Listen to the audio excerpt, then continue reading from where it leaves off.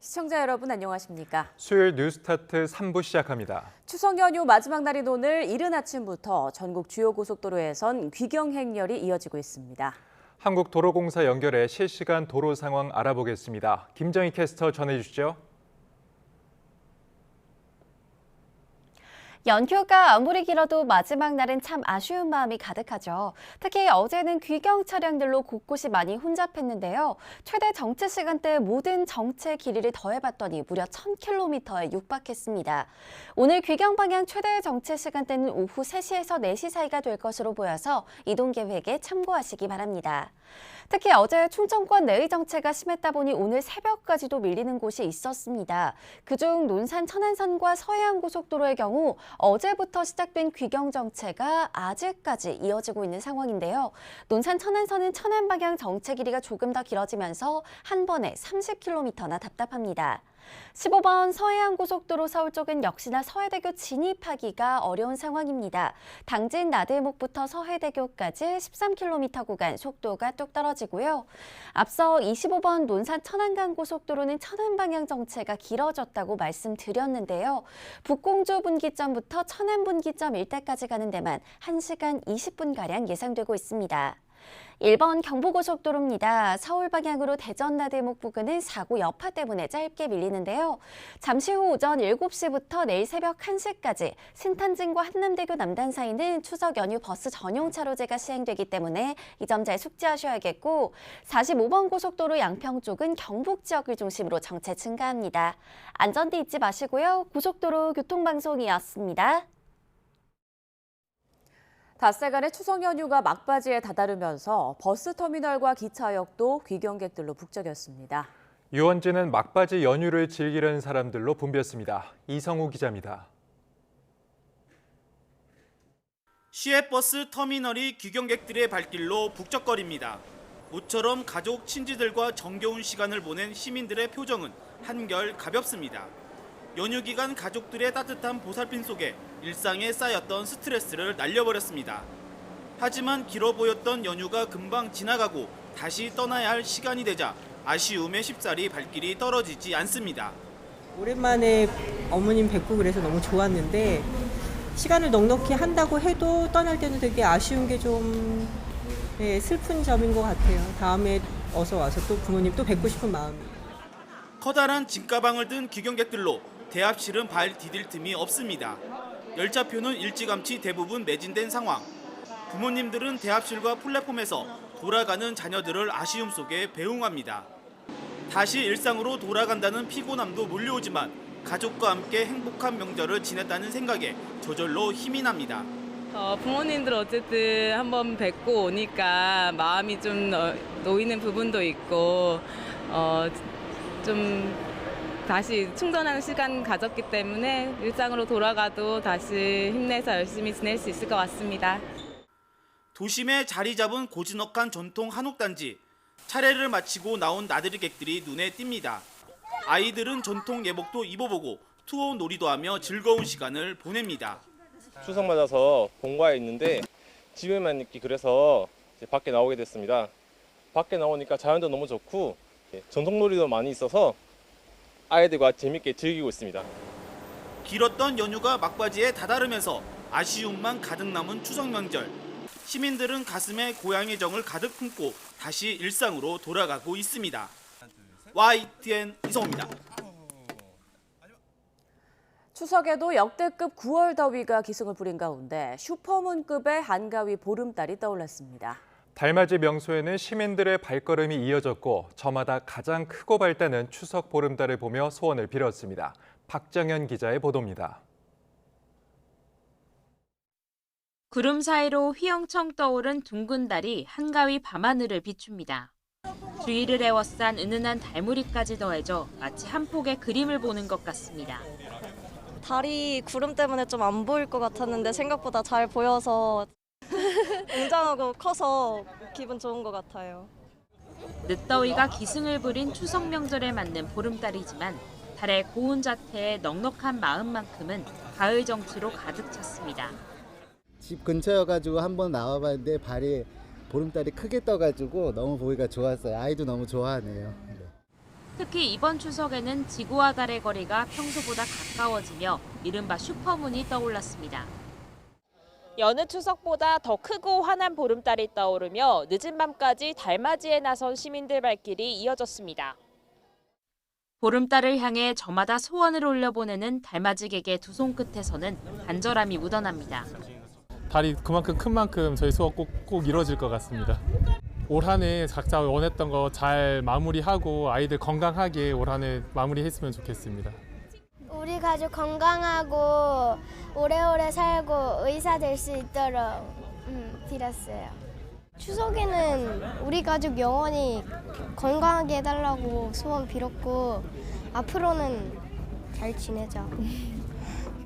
가을까지 이어지는 늦더위에 지칠 법 또한 요즘이지만 사랑하는 사람과 함께 여유를 즐기는 달맞이객 표정에는 보름달처럼 넉넉하고 둥근 미소가 가득합니다.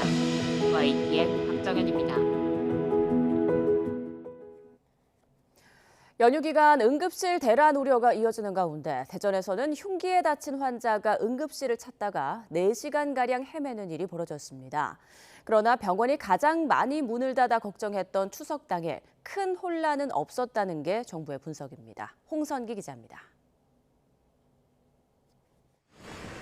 추석을 하루 앞두고 대전에서는 흉기에 배를 찔렸다는 신고가 119에 들어왔습니다. 30cm가량 되는 큰 상처였지만 당장 받아주는 응급실을 찾지 못한 이 환자는 4시간이 지나서야 천안의 한 병원으로 이송됐습니다. 앞서 연휴 첫날에는 청주에서 양수가 터진 임신부가 병원 70여 곳의 문을 두드린 뒤에야 병원으로 옮겨지는 일도 있었습니다.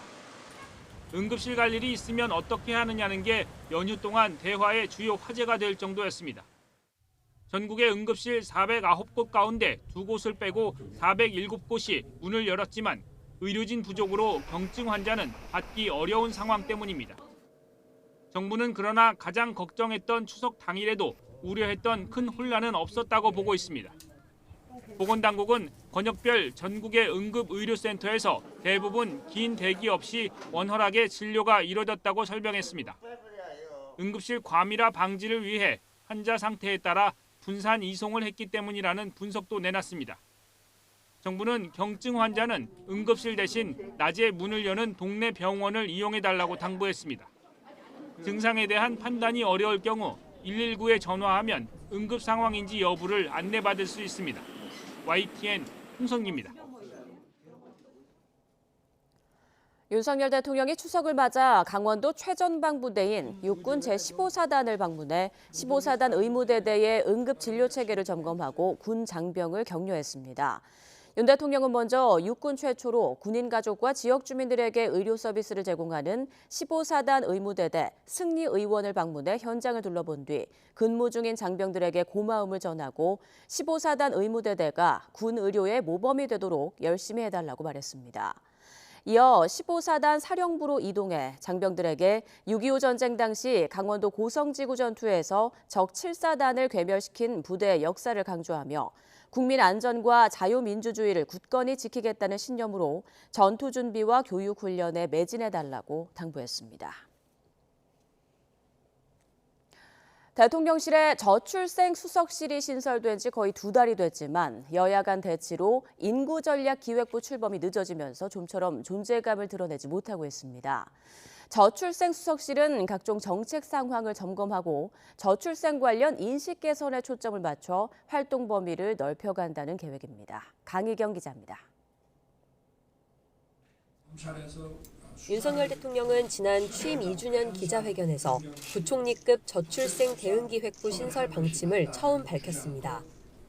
이어 후속 조치로 대통령실에 전담 수석실을 만들라고 지시했고 지난 7월 40대 워킹맘이 초대 저출생 수석으로 임명됐습니다.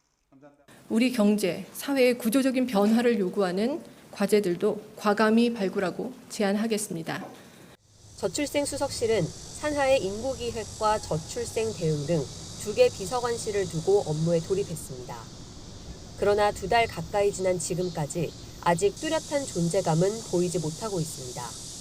저출생 대응기획부의 새로운 이름 인구전략기획부 신설을 위한 정부조직법 개정안이 여야 대치 속에 국회 문턱을 넘을 기미를 보이지 못하고 있기 때문입니다. 또 정부가 지난 6월 육아휴직 급여 확대와 청약 혜택 등 각종 저출생 대책을 대대적으로 발표했지만 대부분 입법 사항이거나 예산이 뒷받침돼야 한다는 점도 한계입니다. 이에 따라 윤석열 대통령은 최근 국정브리핑에서 인구전략기획부 출범에 대비한 범부처 추진단을 발족하겠다며 국회 협조를 거듭 당부했습니다. 범부처 합동으로 인구전략기획부 설립 추진단을 발족시켜 조직, 인사, 예산 등 관련 제반 사항을 철저히 준비하겠습니다. 저출생 수석실은 추석 연휴 이후 추진단이 본격 출범할 수 있도록 준비에 박차를 가하고 있습니다. 또 당장 시행할 수 있는 정책을 중심으로 진행 상황을 점검하고 동시에 일 가정 양립을 잘 구현하고 있는 기업 모범 사례를 발표하는 등 인식 개선에 방점을 둔 행보를 이어간다는 방침입니다. 대통령실은 저출생 수석실이 출범하면서 인식 개선 등 그전까진 보지 못했던 문제를 보고 있는 만큼 앞으로 저출생 수석실의 역할과 의미에 대해서도 꾸준히 알려나갈 예정이라고 강조했습니다. YTN 강희경입니다. 전국 주도권을 놓고 치열하게 경쟁하고 있는 한동훈, 이재명 거대 양당 대표들이 지구당 부활에서만큼은 한 목소리를 내고 있습니다. 비판과 반발이 적지 않은데도 양측이 손을 맞잡으려는 의도는 무엇일까요? 이준엽 기자가 보도합니다. 지난 1일 여야 대표회담에서 국민의힘 한동훈, 민주당 이재명 대표가 이견이 가장 적다고 입을 모은 사안은 지구당 부활이었습니다. 우리 한동훈 대표께서도 공개적으로 약속하셨던 지구당 부활 문제만이라도 우선적으로 좀 처리했으면 좋겠다, 그 생각이 듭니다.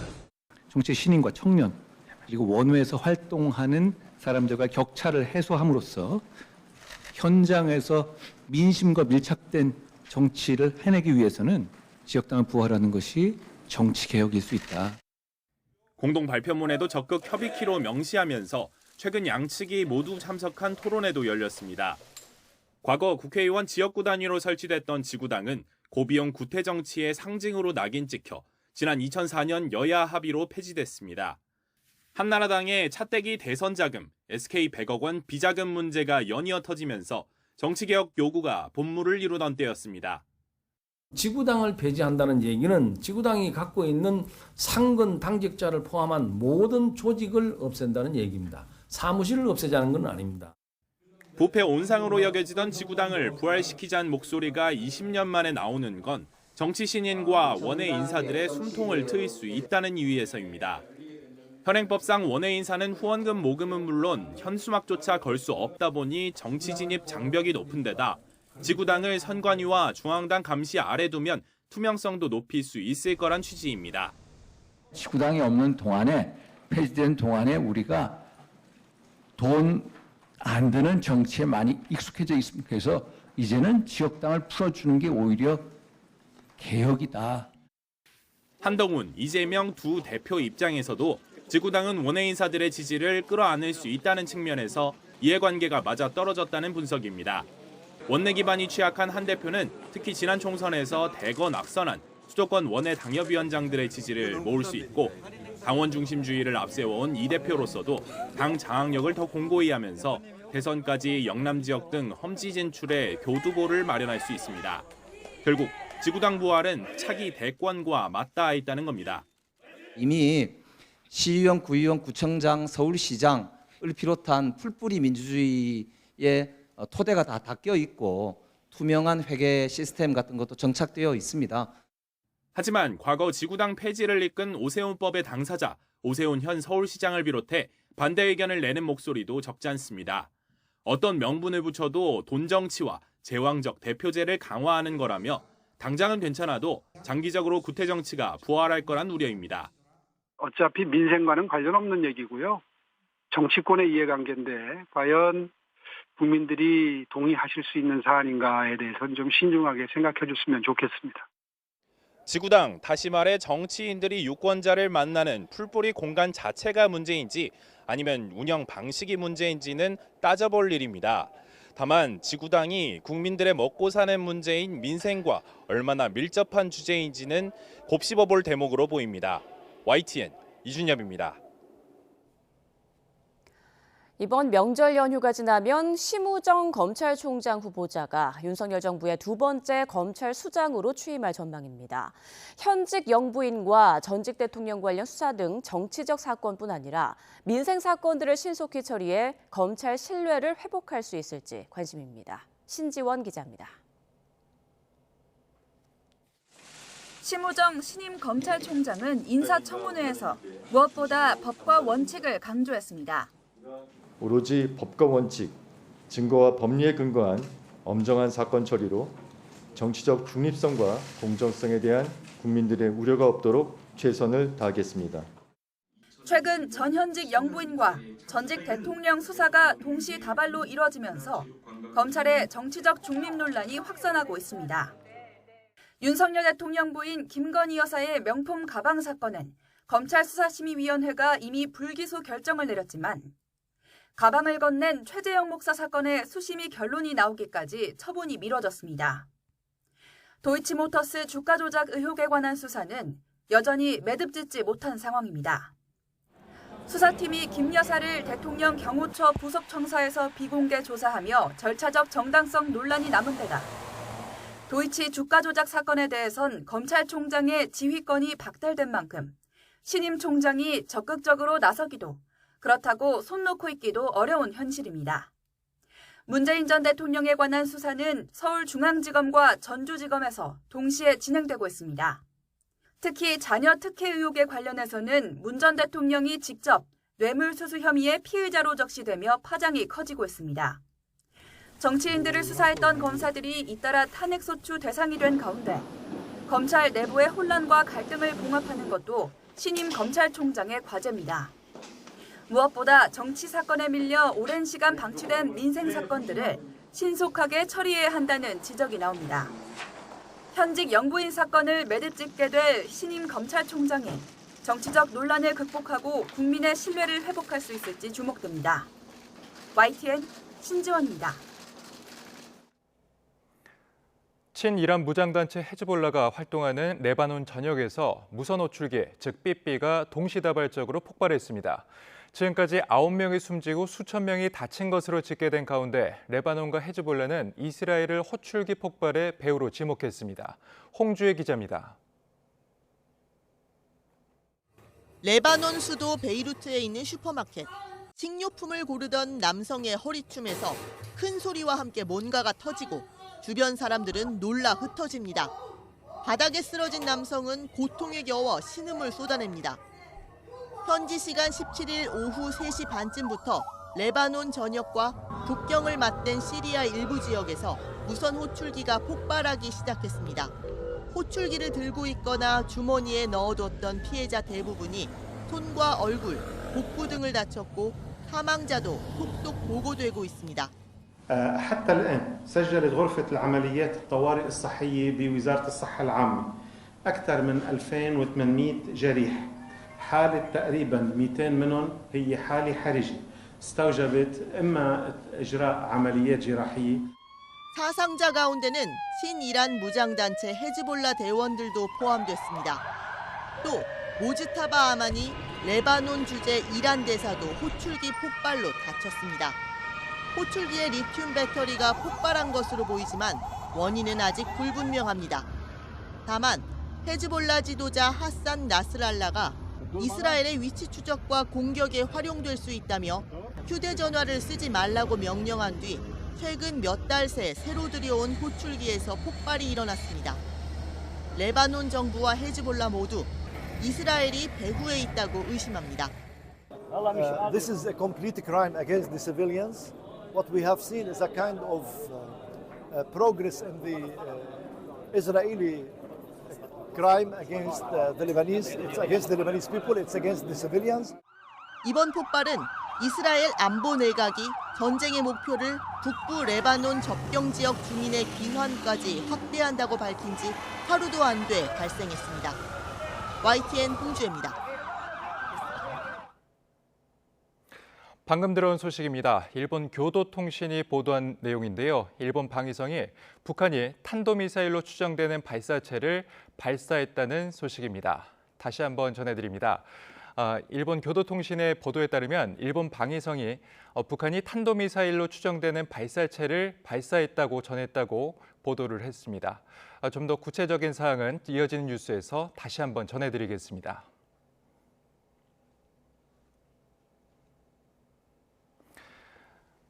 (2022년 2월) 러시아가 우크라이나를 침공한 뒤 양국에서 숨지거나 다친 사람이 대략 100만 명에 달한다고 미국 일간지 월스트리트 저널이 보도했습니다. 월스트리트 저널은 우크라이나가 올해 초 추산한 수치를 인용해 전쟁으로 인한 우크라이나군 사망자가 8만 명, 부상자는 40만 명에 이른다고 전했습니다.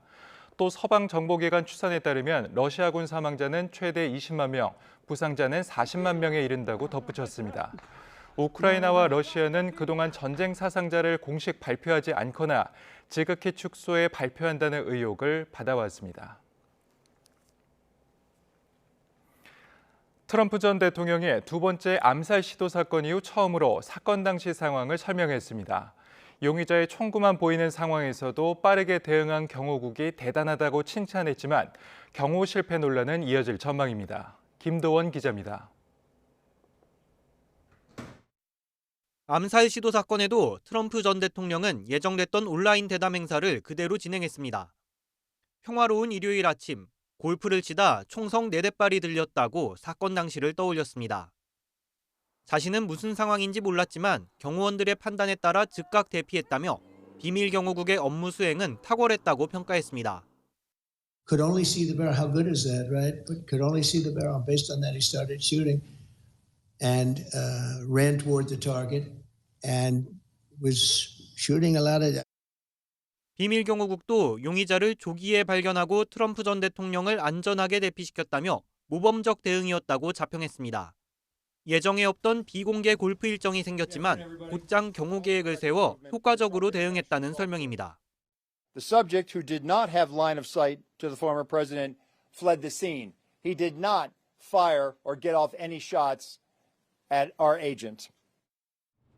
하지만 경호 전문가들은 용의자가 12시간이나 현장에 있었다면 진작 발견했어야 한다고 지적합니다. 책임론도 이어질 전망입니다.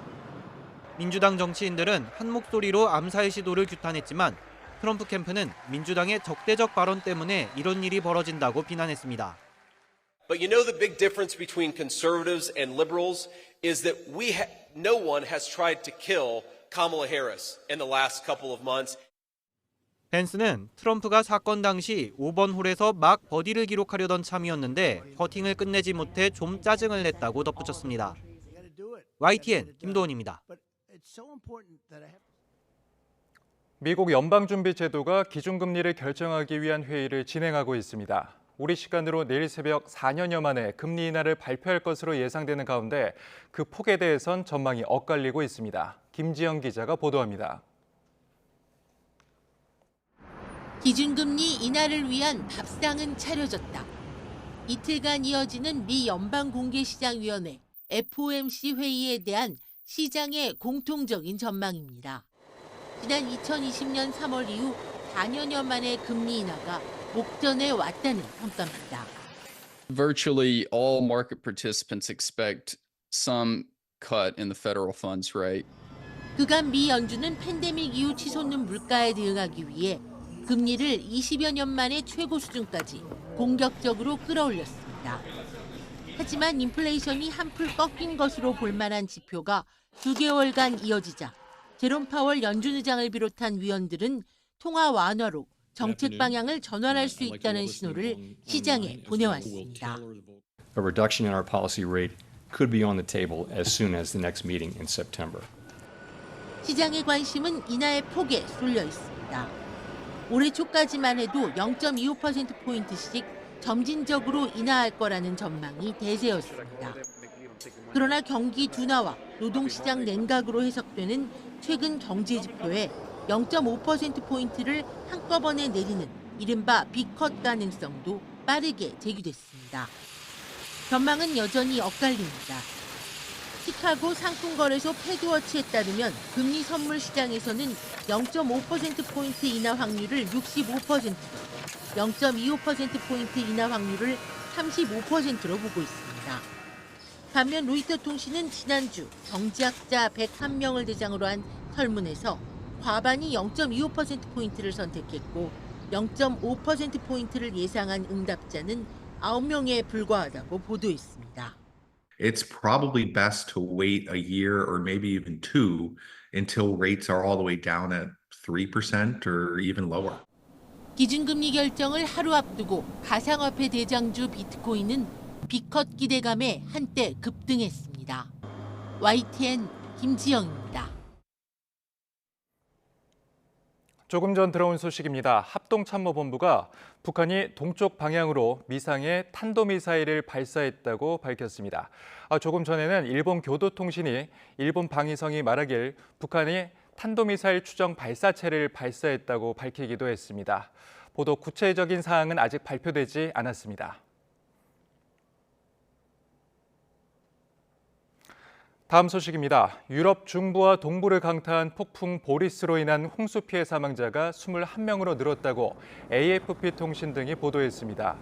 루마니아에서 7명, 폴란드 6명, 오스트리아 5명, 체코에서 3명이 숨졌으며 여러 명이 실종된 상태입니다.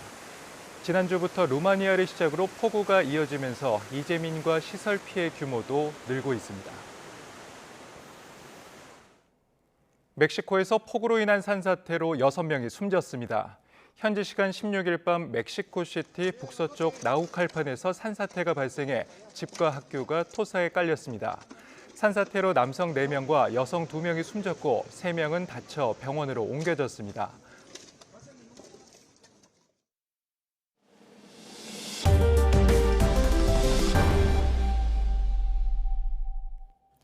최근 경기 불황 속에 명절에 받은 선물 세트를 되팔거나 이를 원가보다 싸게 사는 중고거래가 늘고 있습니다. 그만큼 명절 연휴 전후로 중고거래 사기도 극성인데요. 정부는 업계 자율협약에만 기댈 뿐 구제 대책은 사실상 전무한 현실이라고 합니다. 강민경 기자입니다. 유명 중고거래 사이트 검색어에 추석을 넣어봤습니다.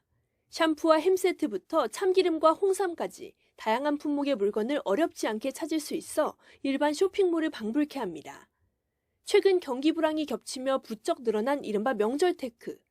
명절 선물을 중고로 싸게 사거나 불필요한 물건을 현금화하는 건데 최근 이를 악용한 사기 피해도 늘고 있어 주의가 필요합니다. 실제 최근 5년 동안 한국소비자원 중고거래 플랫폼 관련 피해 구제 접수 현황을 살펴보니 전체 129건 가운데 절반에 가까운 53건이 설과 추석 명절 전후에 몰려 있었습니다. 돈을 받고 물건을 넘기지 않는 등의 계약 불이행이 12건으로 가장 많았습니다. 이 밖에 부당행위 10건, 갑자기 계약을 파기하는 청약철회 9건, 불량 물건을 넘기는 품질 하락이 7건으로 뒤를 이었습니다. 그런데 당국의 중고거래 시장 관리는 꼼꼼하지 않은 게 현실입니다. 공정거래위원회와 한국인터넷진흥원의 경우 플랫폼별 중고거래 현황에 대한 기본 자료도 갖고 있지 않은 걸로 파악됐습니다. 중고거래 사기 방지를 위해 당근마켓과 번개장터 등 일부 기업과의 자율협약을 맺고 있다고는 하지만 어디까지나 자율이라 강제성이 부족하다는 지적이 나옵니다. 플랫폼을 이용한 중고거래와 분쟁이 빠르게 늘고 있지만 정부는 플랫폼 기업의 자율협약에만 기대며 구체적인 대안 마련에는 손을 놓고 있는 실정입니다. 구체적으로 결제 대금 예치, 즉 에스크로 방식의 안전결제를 아예 법으로 명시해 의무화하자는 의견이 나옵니다. 또 중고거래 사기가 확인될 경우 계좌 지급 정지 조처를 하는 것도 사후 구제를 위해 필수라는 게 전문가들 지적입니다. 중고거래 시 가급적 직거래를 통해 물건을 확인하고 대금을 건네는 등 개인 주의사항도 유념해야 할 것으로 보입니다. YTN 강민경입니다. 부모로부터 학대당하는 등 아픔이 있는 아이들이 일반 보육시설과 달리 가족처럼 의지하며 모여 지내는 곳이 있습니다. 바로 공동생활 가정인데요. 이곳에 엄마 같은 존재인 시설장의 정년을 늘려달라는 목소리가 나옵니다. 무슨 얘기일까요? 배민혁 기자가 만나봤습니다. 그림을 그리고 종이접기에 푹 빠진 아이들이 어울려 노는 곳. 이곳은 부모에게 학대당하는 등 아픔을 가진 아이들이 모여 사는 공동생활 가정, 노스토스의 집입니다. 중학생 때 이곳에 와 대학생이 된 맏형부터 5살 막내까지 이제는 진짜 가족 같은 사이입니다. 그 중심에는 시설장 강지우 씨가 있습니다. 우리 큰애가 공부를 열심히 해가지고 좋은 대학교 들어간 거에 대해서 좀 보람을 느끼고 다른 아이들도 각각 맞춰서 잘 키워내야 되겠다라는. 어려서부터 성인이 될 때까지 집에서 함께 생활하며 돌봐주는 강 씨는 아이들에게 엄마 같은 존재입니다.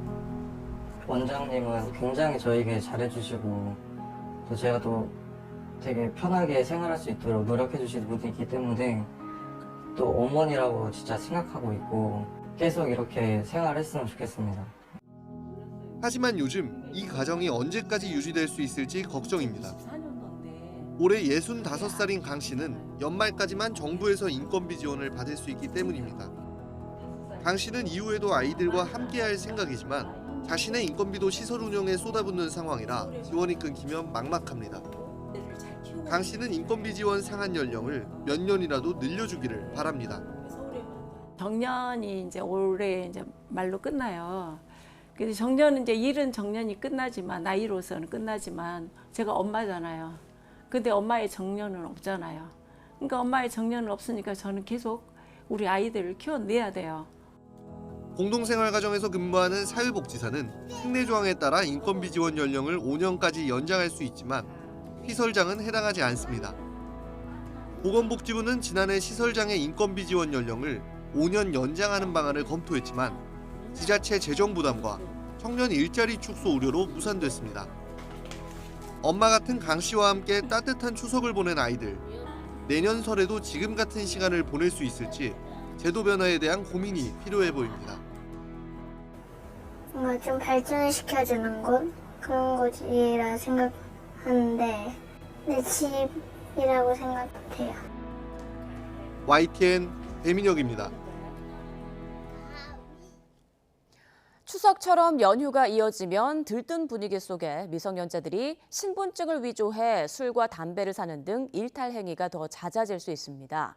이런 경우 이들에게 물건을 판 소상공인들은 영업정지 처분을 받게 돼 억울한 법 적용이라는 하소연이 많았는데요. 최근 관련 법령이 개정됐습니다. 김대겸 기자의 보도입니다. 술집 출입문 앞에 영업정지를 알리는 안내문이 붙었습니다. 사유는 영업자 준수사항 위반. 미성년자에게 술을 팔았다는 건데 소상공인이라면 감당하기 힘든 2개월 영업정지 처분을 받았습니다. 신분증을 제대로 검사하지 않았다면 당연히 업주도 책임을 물어야 하지만 위변조한 신분증을 사용하면 눈뜨고도 당할 수밖에 없습니다. 하지만 최근 관련 법령들이 개정되면서 이처럼 억울한 경우에도 구제받을 길이 생겼습니다. 이전에는 수사나 재판 단계에서 부당함을 인정받아 불송치, 불기소 처분을 받거나 선고 유예 판결을 받아야 했지만 지금은 행정청 조사 단계부터 고의성이 없다는 사실만 입증하면 책임을 피할 수 있게 됐습니다. 영업 정지 기간도 1차 적발 시 2개월에서 일주일로 대폭 완화됐습니다. 청소년보호법 시행령을 비롯한 6개 법령이 개정되었기 때문에 일반 음식점 외에도 편의점, PC방, 노래연습장 등 여러 소상공인 업종이 혜택을 누릴 수 있을 것으로 기대됩니다. 영업을 하다가 고의로 법을 어긴 경우가 아니라면 최대 70% 범위 안에서 과태료 부담을 덜어주는 법령도 올해 상반기부터 시행됐습니다. 업주의 현실적 부담 능력과 산업 여건 등을 고려해 과태료를 감경해주는 방식입니다. 올해 4월에만 모두 75개의 법령이 개정돼 다양한 영역에 종사하는 소상공인들이 두루 혜택을 볼 수 있을 것으로 기대됩니다. 주차장법, 여객자동차법의 시행령을 포함한 여러 법령에 소상공인 과태료 감면 규정을 신설했습니다. 고의나 중과실이 없다고 판단되고 과태료를 체납한 사실이 없는 경우에 부과권자가 직권으로 금액을 줄여서 부과할 수 있습니다. 법제처는 이 밖에도 특정 시설이나 장비를 직접 갖고 있지 않더라도 공동 사용이나 임차만으로도 영업할 수 있도록 법령을 정비 중이라고 밝혔습니다. 또 질병이나 부득이한 사유가 있는 경우 법정 의무 교육을 일정 기간 유예받을 수 있도록 하는 내용의 61개 법령도 이번 달 입법 예고했다고 덧붙였습니다. YTN 김대겸입니다. 유방암이나 자궁암 같은 여성 암 수술을 받은 환자들 가운데 팔과 다리가 붓는 현상을 호소하는 경우가 종종 있습니다. 림프 부종인 경우가 많은데요. 일시적인 현상이라고 그냥 넘어갈 경우 회복이 어려울 수도 있다고 합니다. 김주영 기자입니다. 몇 년 전 유방암 수술을 받았던 박주홍 씨. 수술 이후 2년 전부터 한쪽 손과 팔이 붓기 시작하더니 거대하게 부풀어 올랐습니다. 갑자기 확 붓더니 붓기가 안 빠지더라고요. 팔이 구부러지는 게 안 되니까 너무 부어서. 그리고 뭐 아프기도 하고 통증도 계속 있고. 알고 보니 림프 부종이었습니다. 몸 전체를 돌아다니는 림프액이 비정상적으로 특정 부위에 고이는 질환입니다. 여성의 경우 유방암, 자궁암, 난소암과 같은 수술을 받고 난 뒤 후유증의 하나로 발생합니다. 국내 여성암 발병이 점점 늘어가는 추세이다 보니 림프 부종 역시 흔히 나타나고 있습니다. 유방 절제술 그리고 방사선 치료, 항암 치료 이런 걸 시행을 하시면 림프절 기능이 떨어지거나 림프관 자체가 손상이 되는 경우가 굉장히 많아요. 보통 팔다리나 관절 쪽이 부으면서 움직임이 불편해지고 통증을 동반합니다. 특히 피부를 손가락으로 눌렀는데 금방 원 상태로 돌아오지 않는다면 림프 부종을 의심해봐야 합니다. 그대로 놔두면 피부가 단단해지고 두꺼워지면서 회복이 불가능해져 운동 능력에 문제가 생길 수 있습니다. 림프 부종을 저희가 임상적으로 3단계로 나누거든요. 3단계 변화까지 일어나신 분들은 피부 염증 때문에 피부에 변화가 이미 있으신 분들이 많아요. 코끼리 다리처럼 딱딱해지시는 분들도 있고요. 림프 마사지나 압박 붕대를 이용해 림프액 순환을 촉진하거나 수술로 치료하기도 합니다. 전문가들은 늦었을 경우 치료하기 까다로운 질병인 만큼 의심되는 증상이 나타났을 때 서둘러 병원을 찾는 것이 좋다고 조언합니다. YTN 김주영입니다. 근육이 위축되고 손발이 변형되는 샤르코마리투스병은 아직 치료제가 없는 희귀 유전 질환인데요. 국내 연구진이 기능성 세포를 이용해 치료제 개발에 한 발짝 다가섰습니다. 이성규 기자입니다. 인구 10만 명당 36명꼴로 발병하는 희귀 유전 질환 샤르코마리투스병. 이름도 생소한 이 병은 국내 모기업 회장이 앓으면서 널리 알려졌습니다. 샤르코마리투스병은 말초신경에 손상이 생겨 근력이 약해지고 근육이 위축됩니다. 이로 인해 팔다리가 가늘어지고 손발 변형까지 일어납니다. 우리 몸의 신경세포는 슈반세포가 마치 피복처럼 감싸 보호하는데 이 슈반세포에 문제가 생기면 병을 일으킵니다. 국내 연구진이 기능성 세포를 이용해 손상된 슈반세포를 되살리는 기술을 개발했습니다. 편도율의 성체 줄기세포를 슈반세포로 분화한 뒤 이를 임상 환자에게 주입하자 분화세포가 손상세포의 재생을 도왔습니다. 임상시험 대상자 모두에서 저희가 신경학적 그런 지표를 사용했을 때 모두 다 기능이 좋아지는 최종적으로 확보를 할 수 있었고요. 대부분의 환자에서 운동의 기능까지 좋아지는 것들을 저희가 관찰할 수 있었습니다. 연구진은 긍정적인 임상 일상 결과를 바탕으로 한국과 미국 등에서 임상 이상 시험을 준비하고 있습니다. 희귀 의약품의 경우 임상 이상만 맞춰도 보건당국의 승인을 받을 수 있어 개발 기간도 줄어들 전망입니다. 희귀 의약품으로 지정이 되면은 임상 이상 후에 조건부 승인이라고 그래서 임상 3상을 하는 조건으로 승인을 받을 수 있는 제도가 있고요. 이제 많은 환자들이 임상 3상이 완료될 때까지 기다리지 않고 치료 혜택을 받을. 전 세계적으로 300만 명이 앓고 있지만 아직 치료제가 없는 샤르코마리투스병. 세포를 치료제로 이용하는 이른바 세포 치료제가 희귀 유전 질환 치료에 새로운 돌파구가 될지 기대됩니다. YTN 사이언스 이성규입니다. 최근 전기자전거와 전동 킥보드처럼 배터리를 이용한 소형 이동수단의 화제가 잇따르고 있습니다. 전기차처럼 불이 순식간에 주변으로 번질 우려가 있다 보니 안전관리의 중요성이 커지고 있습니다. 차상은 기자입니다. 최근 전시 컨벤션 시설인 부산 백스코 지하에서 벌어진 화재 사고. 전기자전거 배터리 충전 중에 불이 시작됐는데 스프링클러가 제때 작동하지 않았다면 큰 피해로 번질 뻔했습니다. 일명 열폭주가 일부 발생했고 그 상황에 동시에 이제 연기가 많이 확산되었습니다. 그러한 사항들을 우리 직원분들이 잘 현장 대처를 했기 때문에. 지난 11일 경기 부천 다세대 주택에서 난 불도 충전을 끝내고 분리해둔 전기자전거 배터리에서 시작됐습니다. 이처럼 배터리를 이용한 소형 이동수단의 화재는 꾸준히 증가하는 추세입니다. 전기자전거 화재는 지난 2019년 2건에 불과했지만 꾸준히 증가해 지난해에는 42건이 발생했고 올해도 20건이 넘습니다. 불이 난 장소를 조사해보니 절반 가까이가 아파트와 주택 같은 주거지에서 발생했습니다. 전동 킥보드 화재도 지난 2022년부터 매년 100건 넘게 나고 있는데 이 역시 주거지 화재가 절반을 차지합니다. 화재 예방을 위해선 배터리 관리가 무엇보다 중요합니다. KC 인증을 받은 제품을 사용해야 하고 배터리를 충전기에 연결해두고 오랜 시간 집을 비우거나 출력을 높이려고 임의로 개조하면 화재 위험이 커집니다. 평소 배터리가 충격을 받지 않도록 사용해야 하고 불이 났을 때 대피하기 힘든 곳에서는 충전을 피하는 게 좋습니다. 전기 자전거나 킥보드를 현관 앞이나 비상구 등에서 이렇게 충전을 하고 있다가 화재로 이어지면은 저희 시민들이 안에 계신 분들이 이제 대피로가 차단되는 경우가 많습니다. 그래서 인명 피해로 많이 이어지기 때문에 이런 이제 충전하는 장소는 현관문이나 비상구 등 이런 곳은 좀 피해서.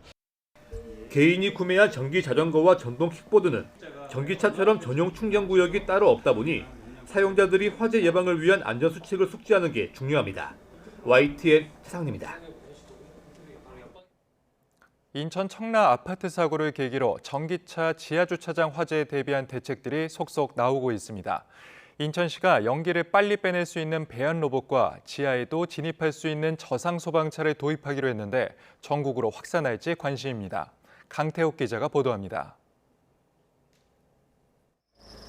인천시 소방본부에 한 대 있는 배연 로봇. 연기가 심해 소방대원이 진입하기 어려운 지하나 실내에 먼저 투입돼 시간당 9만 제곱미터의 연기를 배출할 수 있습니다. 바퀴 대신 궤도로 움직여 붕괴가 이루어지는 사고 현장에도 접근할 수 있고 최대 60m 거리까지 소화수도 분사합니다. 인천시는 이 배연 로봇을 2대 더 늘리기로 했습니다. 또 높이가 2.1m로 지하 주차장에 들어갈 수 있는 저상 소방차도 11대 확충하기로 했습니다. 여기에 아파트 지하에 있는 전기차 충전 시설을 지상으로 옮기도록 유도합니다. 지하 2층 이하에 설치된 완속 충전기를 화재 예방 기능이 있는 충전기로 지상 또는 지하 1층으로 이전 시에는 5대 여기에 대해서 최대 300만 원 범위 내에서 70%를 지원할 계획입니다. 장기적으로는 새롭게 건물을 지을 경우 충전 시설을 지상에 배치하고 화재 감시 CCTV를 의무적으로 설치하도록 관련법을 개정해달라고 중앙정부에 건의했습니다. 특히 초기 진압에 결정적인 스프링클러도 좀 더 강화하도록 하는 방안도 포함했습니다. 그걸 좀 더 촘촘하게 하고 압력수도 좀 더 강한 더 많은 양의 물이 더 강하게 분출될 수 있도록 지금 2.5m 간격으로 법제 개정을 건의드리려고 하고 있습니다. 정부도 종합대책을 내놓으면서 소방장비 확충과 지하주차장 스프링클러 관련 제도를 손보기로 했습니다. 다만 전기차 충전시설 위치 변경 방안은 더 검토하기로 했습니다. YTN 강태욱입니다. 제이비어 브런슨 신임 한미연합사령관 지명자는 북한의 핵 미사일 역량 진전을 한미연합사령부 등이 직면한 최대의 도전이라고 규정했습니다. 브런슨 지명자는 현지 시간 17일 미 연방 상원 군사위원회에서 열린 인준 청문회 모두 발언을 통해 북한의 급속한 핵과 미사일 역량 발전은 핵무기를 확대하겠다는 야심과 결합하면서 세계 사령부가 직면한 가장 큰 단일 도전이 되고 있다고 밝혔습니다. 세계 사령부는 브런슨 지명자가 상원 인준을 거쳐 정식 임명될 경우 사령관을 맡게 될 한미 연합사령부와 주한미군 사령부, 유엔군 사령부 등을 뜻합니다. 세르게이 쇼이구 러시아 국가안보회의 서기가 현지 시간 17일 이란을 방문했다고 현지 매체들이 보도했습니다. 타스 통신은 이란 국영 IRIB 방송을 인용해 쇼이구 서기가 이란 테헤란에서 마수드 페제시키안 이란 대통령과 만나 블라디미르 푸틴 러시아 대통령의 메시지를 전달했다고 보도했습니다. 쇼이구 서기는 알리 아크바르 아마디안 이란 최고 국가안보회의 사무총장도 만났습니다. 러시아 방송 RT는 쇼이구 서기가 예고 없이 이란 테헤란에 도착했다고 전했습니다.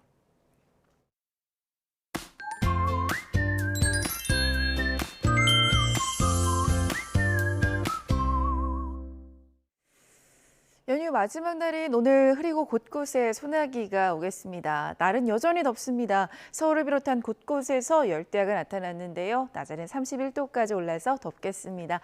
현재 특보 상황 살펴보면 대부분 지방에 폭염특보가, 특히 충청과 남부를 중심으로 폭염경보가 발효 중인데요.